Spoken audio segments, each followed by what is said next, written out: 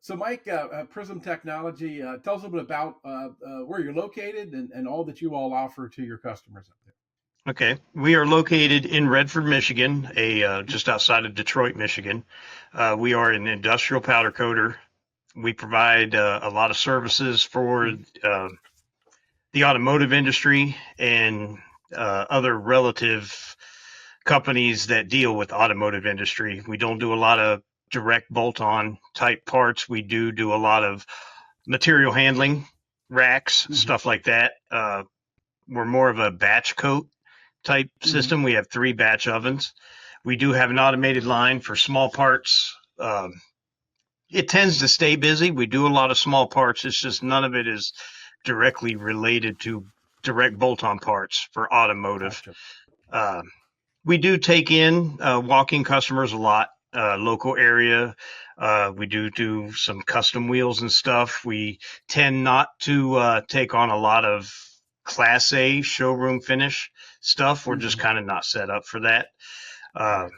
But we're always looking for more stuff out there. We got a great group of guys that work here, and it's we've been here a long time. Been here since '97, and things are going well. So.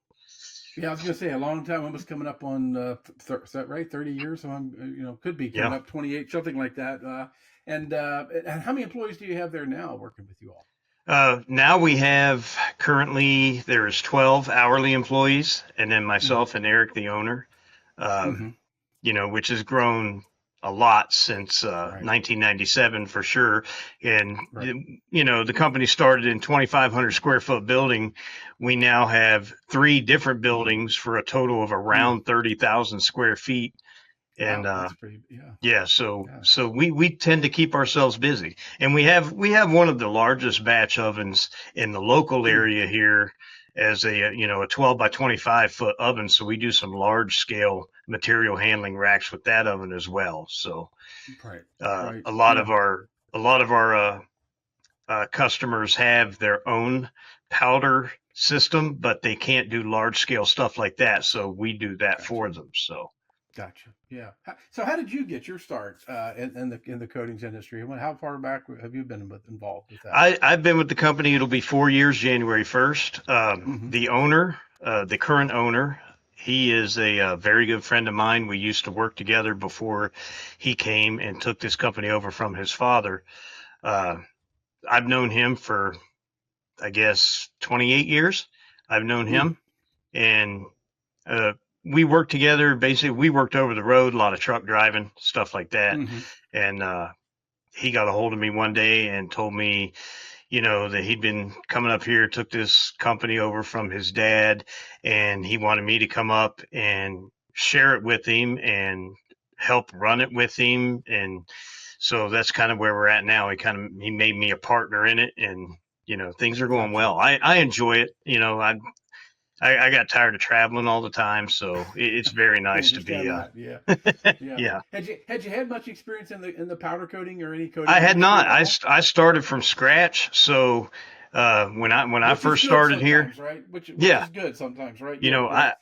I came in here and I introduced myself to all the employees here, and I had to do a lot of watching. He sent me to a class that was offered by John Cole with Parker Ionics, because they're local here in the Detroit area. So I went to a week-long class that John taught, and there were some other vendors in there too. I learned a lot then, a lot of hands-on training and stuff with the powder guns, how they work. They're Parker's patented technology they have with all their stuff, because we use a lot of Parker equipment. Like the majority of our ovens and our guns were all designed and made by Parker. So, they tend to work with us pretty well. Very high quality equipment you have there, and like I said, John, it is. I think he's the first one. I remember going up to his facility there years and years ago, and him kind of walking me through. I think it was the first time I'd ever sprayed powder, and it was very interesting in doing that. And But going back to the company history, like you said, Eric Felton Sr is the one that started this company, correct? Back Yes. in '97, correct? Yep. Yeah. Yes. And And he, yeah, go ahead. yeah, he spent his life. He was always in the coatings industry. He started, I believe, he got his actual start with Sherwin-Williams, kind of dealing with liquid paint and stuff like that. He learned a lot about that, and then he went to work for Glidden. He was dealt with powder manufacturing and quality control with Glidden when Glidden was still Hmm. around. I know they're not here anymore, but he did that, and then he moved into consulting.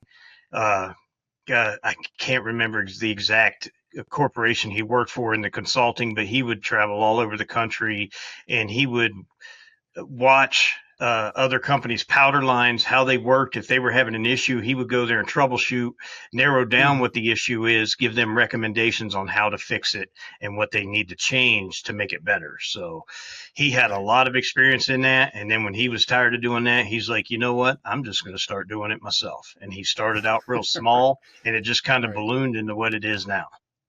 Right, right. Yeah, like you said, you could kind of see some of the best practices and realize, and also some of the worst practices. You can see those two, and you decide not to do Yeah. that. But like you said, you see those, and I'm sure starting it, he wanted to have a very quality operation there because that's probably what he saw that is what was needed in the industry a lot of times. Yeah, I mean, he's I still call senior and junior will call senior sometimes because something will come up that we don't understand. Like why are we getting this? Why is this finish coming out looking like this? Why are we getting, Right, you know, what we call them, like fish eyes when there shouldn't be? right. And, why is this orange peeling when the mill thickness is very minimum? And, we call to get him and, he's very intelligent in what he does and he's able to figure things out pretty quick. So, but he's Right, enjoying retirement and spends a lot of time out west, Arizona, all year. He doesn't right, like to come up to right. Well, Michigan very often. yeah, when you all aren't bothering him, I'm sure he enjoys himself Yeah, that yeah. much. But yeah, Yeah, exactly. but it's interesting coming in new to the industry. Like I said, four or so years ago, and like you said, just getting your feet wet of understanding what it is you're doing, how to do it, the technical part of it, right? But Yeah. there's a lot of shop owners, shop managers.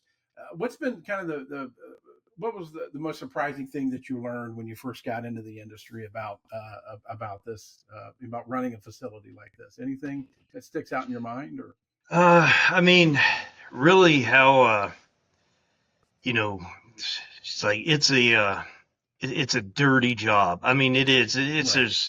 There is powder coating. Especially with what we do, a large batch system like we have. Hmm. Yeah. You go into a liquid paint shop, everything's clean. Everything's Right. kept contained. It's hard to do that when you got powder blowing everywhere. We have 6 booths, 6 paint booths, and Mm. none of them are really closed door. It's just, we got big collectors. I forget how many CFMs our collectors are, but it's Hmm. just there's dust everywhere. It's a chore just to maintain, trying to keep the shop clean. Uh, we got to pick and choose. Okay, we're doing this today because we'll get cross contamination real easy. You got to be real careful with Right. that, but we Right. we tend to make do with what we have, and we're always saying it'd be nice to have a much bigger building, give us much more Hmm. room, but it's hard to do that. Right. I mean, when you took over, I mean, what were some of your marching orders? What did they ask you to do? What did they want you to do to this business? I mean, do they, everybody wants to grow, right? But sometimes you have Yeah. to kind of do it in scale, do it properly, right? But what did they ask you? What are you being asked to do there? Well, one of my biggest things was we wanted to, we wanted to increase revenue. We wanted to bring Hmm. more work in. We wanted to increase our yearly revenue. How can we do that? So I started with reviewing everything we've, like the past couple of years before I came here. I reviewed our pricing. I reviewed Hmm. our vendors, where we're getting our powder suppliers, our equipment suppliers. When it comes to our utilities, you can only go so far with that. There's not a whole lot you can do. You're at the Right. mercy of Yeah. the gas company and the electric company on that. But yeah, so I was tasked with a big part of that, and we have really improved. I mean, Hmm. uh, our revenue stream, we stay competitive in the pricing Hmm. market. We do a lot of Right. quoting, and I would say, I tend to think that we're in the around 60 to 70% of what we quote, we get that work if that customer Oh, gets really? that work. So, I mean, we're very competitive with our pricing, and our big thing is our turnaround time. A Hmm. lot of other shops in the area here, we're being told that by our customers that all the other shops are running 2 to 3 week lead time, whereas Hmm. most of our customers, we're still offering 3 to 4 days lead Wow. time on Yeah, their that's a powder huge coating. So, difference. Yeah. and some of our bigger customers, they're bringing us loads of material handling racks every day, and we're doing work for them every day. And they're dropping off, picking up every day. It's just kind of a repeat cycle. And I mean, that's Right. really the nuts and bolts of the business that keep us going, is just those larger customers that you know Right. we we keep our quality good. Everybody seems to be real happy with what we're doing. We used to have our own blasting equipment and stuff here. Hmm. We got out of that about close to 2.5 years ago. We Hmm. sold our blasting equipment, and now we generally just third party that out. Or if a customer brings something to us, we'll say, you're going to want to get this blasted before you bring it to us, just because Right. it turned in too much of a hassle to handle all that at once. Right, right, yeah. I guess, and I guess if you've also, because you've been there, you're a veteran now. Like I said, you've been there for over 4 years and such. I guess you've kind of learned what projects are give you the best margins, right, and which don't, Yeah. right? If you've got a lot, I mean, what have you learned in that regard about how you're going to pick your Um, jobs, how you're even going to bid on the jobs? you know, Small parts are, to me, that's where your best like revenue margin, profit margin, Hmm. if that's how you want to put it. That's where Hmm. the big money is. Our, Right. and we have a small automated line compared to other big powder lines out there. Hmm. Our line is only, I think, 350 feet long, and we have a 40-foot line oven, 6 foot wide, 40-foot long line oven. So we have to run our line generally slow. It's usually running about 2 feet a minute, whereas big Hmm. line companies, they're running 9 to 12 feet a minute on an Right. automated line because they got a 100-foot oven, or they got an oven that it does 3 passes in the same oven. We don't have the room to accommodate something like that, but we tend to we're always looking for more of those small parts. Uh, we do have some big customers that keep us. Uh, we've Right. always got material in here from them to stay on that automated line, and that tends to be where the majority of the money is. The material handling racks, we do well on it, Hmm. but it's not like we do 10,000 little what we call links Hmm. versus we do 15 material handling racks in a day. The big money's in the 10,000 links we just did versus the Right. bigger material. But Right. we're set up to do it, and we have guys that are very, very good at it, and they can go Right. through a rack. They can have a 10-foot rack painted in 35, 40 minutes, and it's going in the oven. So we seem to Right. be fairly efficient. Right. Again, that big that fast turnaround is what your customers really like Yes. with that. You mentioned looking at suppliers and the turnaround, and I know that you all are using some of the chroma coatings, and I know Parith and those guys are they're very big on trying to service the customers, right? Because they know Yes. that you have to get parts turned around, right? Was that something that Yep. you were looking at when you were dealing with them on that? Yes, I've met with Par several times in person. He comes up to the shop quite a bit. Uh, I really enjoy the way that him and Chroma Coatings have done business with us so far, and his Hmm. pricing is some of it's out of this world, that impressive. That so we Hmm. are getting more and more. Yeah, we find ourselves getting more and more powder from him just because really of his price point, and he's right down the road. He's 3 hours away, so we're Right. going to have it next day. And if emergency comes up, I can send a guy down in our company truck just to pick up a box of powder. If you, If we're in a bind with one of right. our most important customers and I got to have it now, we'll go down there and get it. So I Right. really like the way he does business. We do a lot of, uh, you know, I don't know if you want names or not, but we get a Sure. lot of powder from American Powder Coatings. They're Right. based out Hmm. of Chicago. Very good company for us also. Their pricing Sure. is very competitive. And again, it's next day shipping. But we're always looking for, because we're a small business. We don't. Right. We're not one of those big line companies. We're not ordering 25,000 pounds of black powder at one Right. time. And, Right. or we're not signing consignment contracts for all these bulk orders of powder. So what we want to look for, we're looking for providers that will work with us, say, hey, we got this big job coming up. We're going to need 2,000 pounds of powder. We're going to need 5,000 pounds of powder to do this job. But, I don't want to, I want you to make 5,000 pounds of powder for me, but I don't want you to ship it all to me at one time. If you can make it and then just hold it, Right. I'll take it in 500-pound increments until it's all gone. Right. 500 Right. pounds every 2 weeks or 500 pounds a month, and we avoid that big, 5,000-pound invoice, that we have Right. to pay At at one one time. time. Yeah. Because Right. a job that large, it might take 2 months, 3 months for us to complete that job for the customer. Whereas if they want all their money for the powder up front, sometimes it's difficult to make that as a small business. Right. So, Yeah. I was going to but say it's, and most of them tend it's to funny. work with us. Yeah. I was going to say is that you're trying to find people that that is willing to work with somebody like I said your size, medium to large size. You're right in that Yes. range where and understand what your needs and concerns are. You're not like I said, you're not going to need bulk quantities of things, but you're going to need it in a timely manner. So if you find Yes. people to work with you on that, that seems to be the best with that. And it's funny, like I said, so how many square feet are you guys in now then at your facility? It's between 25 and 30,000 square feet 25 and 30 total square feet. Yeah. between the 3 buildings. Right. Okay. Yeah. And like I said, I guess, if things go well, you could be improving those square footage and everything with that. And, again, it's all about, like you said, the quality that you give, I think, to the customer, right? That's what's Yeah. going to dictate it with that.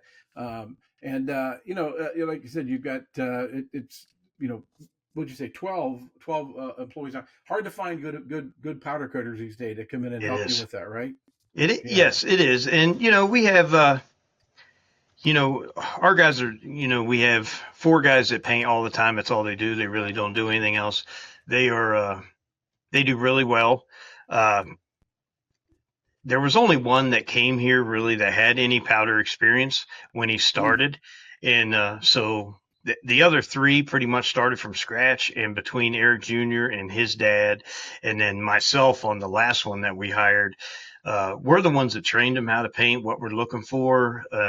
And to this day, we're still working with all our guys out there. When we see right. something, uh, we're always looking for improvement, because we don't, it's not always we need 20 of these racks pushed out today. It's not that we need.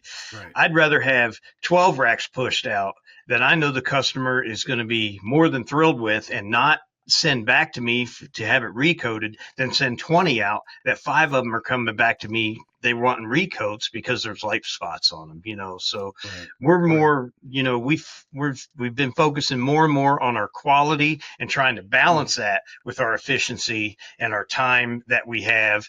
uh, you know the economy over this, for the majority of this year, as the economy was just, it's a mess, and the automotive right. industry's been in a mess. They had the Right. strike at the end of last year, filtered into this year, and then just with the economy and everything. And so it's been tough trying to balance everything, but I think we've pulled through it pretty well. And now that the election's over and everything, we're kind of looking for it to turn around, and hopefully, after the holidays, get back into the new year. January is always relatively slow for us, but come February, we're hoping everything starts filtering back in and we get back to normal. Gotcha. Yeah. Yeah. Like I said, you just kind of want that to be everything to be consistent, right? No ups or Yes. downs. You just kind of want it to be Yep. very good, just so you can predict what's going to go on. Then you can, like I said, go out and grow the business as much as you possibly can with that. But it seems like I said, that, I know there's small shops that have maybe 3 to 4 people working there, and then of course you got the larger ones. But I think predominantly a lot of facilities around the country are just like yours, right? In that 15 to 20 employees, and you've got like I said 25 to 30, 40,000 square feet, and with that, and it really, you get into that area, and then you decide, okay, do we want to go to the next level with new certifications and those type of things? Is that something that you guys discuss often about that, of what it would take to get some of these other work if you wanted to do it? Or Well, um, that's I haven't got it's an into a whole lot investment. of It's this. a big investment to do that, right? Yeah, The it, certification it, is it not easy. is. It's a huge, right? And we've had, we don't shy away from it. Mm-hmm. We've had some salespeople come in here, and we've had some customers come in here that have talked to us about large scale contract projects, for like 15 years. This contract's going to be 15 years. Uh, this is what the production outlook is per year. We've had stuff like that come in, and we sit down with them and we talk with them and we price it, and then we realize, okay, if we get this, here's what we have to do. We have to invest in another building, more space. We have to invest in more Right. equipment because we're not set up to meet this kind of production. Right. But you know, and but we have yet to really hear back from any of those to where we have to take that Right. step forward. We're not against doing it, uh, but like when it comes to everything we do for the automotive industry, it's all like third party related. It's not directly like straight to Right. Chrysler or straight to Ford. It doesn't go straight through Right. them. Sure. So like, we currently are not ISO certified because we don't need it as a third Right. party. So if it ever came to where we have to do that, then yeah, I mean, we'll definitely do it. But right now we just seem to, like I said, we do very well for what we're I was doing gonna say, right you now. like where you're at right now. I mean, Yeah, we do. that's Yeah, we're you're very filling a good comfortable. We don't, niche, right? we have, we both have a son working here right now. Hmm. Eric's got one and I got one working here. And our plan is for this place to be around for them, to take it over Right. once we decide that we're done and we want to take off on all our hunting trips and everything else that we want to do. But, Right. that's, we want it to be around and we're doing fairly well. And, Right. we're just like all other companies. We've had to suffer through some layoffs every now and then. And generally, and when the business comes back, uh, I would say 75% of the guys we lay off, they're available or they're willing to come back and they'll leave whatever they found to do to just come back to us. The Right. people working here, they generally are pretty happy being employed here. So Right. we try to Yeah, take that's care of them great. best we can. Yeah, I was gonna say that's great. And like I said, 4 years in, you sound like a 20-year veteran there. So I guess, like I said, you're really enjoying the job I that you're do. doing, I and do. sitting running that, sitting in the chair and making the big decisions. I guess you enjoy that, huh? Yeah, I mean, you know, it, it was a learning curve for me too. Hmm. You know, I did I taught a lot of safety training and stuff like that for Waste Management, the trash company. Uh, I worked for them for 13 years, and I did a lot of safety training, new hire orientation training with them. That got me a lot of experience uh, during doing classroom teaching, stuff like that, public speaking, going to their meetings, their corporate meetings up here in Michigan, and talking with just large groups of people from all around the country. And it really helped me a lot getting that in here and coming in here and being able to basically run this shop, and we've turned it into something that's pretty impressive. I know since I've been here, the 4 years I've been here, we have just like pretty much doubled our sales per year. Even now this year we heard a little bit with the economy the way it was, but it's still not that far off from what we've been doing the last 4 years. So we're really Mm-hmm. happy about that.